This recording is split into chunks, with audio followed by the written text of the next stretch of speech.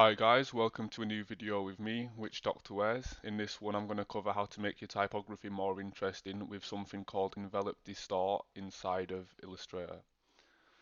So the first thing we're going to want to do is make a shape. So for the first example I'm just going to use an ellipse.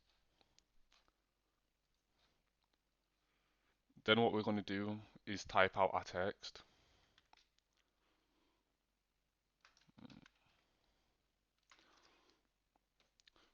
So I'm just going to make it say which doc.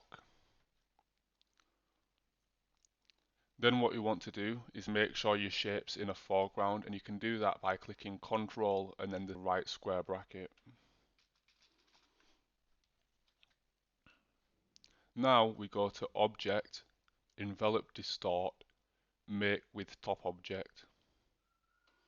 So as you can see, that's fit inside of the ellipse now. And you can do it with other shapes as well, so I'll make another one.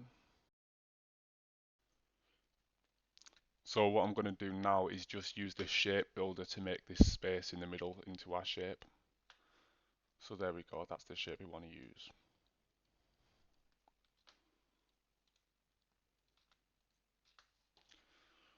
Alright, so the same thing again, we just type out our text, which doc,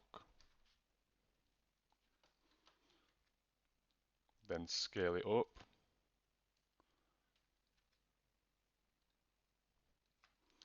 Make sure our shape's in the foreground. Object, envelop distort, make with top object. So as you can see, that looks pretty cool.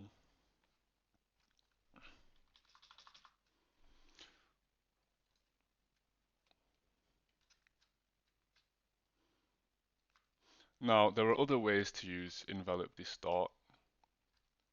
So I'm just going to type out the text again, which doc,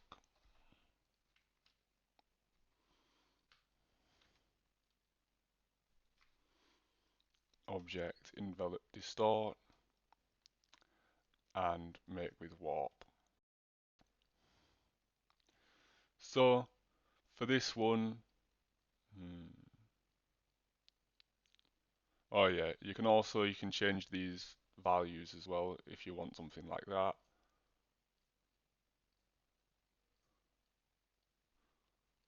There we go, something like that.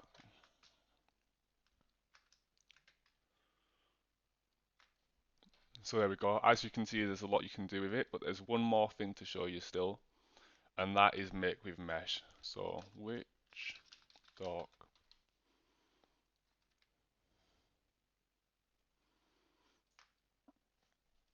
and if we go to object, envelop distort, make with mesh, you can change the amount of rows and columns, and that's just going to give you some points on a grid that you can drag around.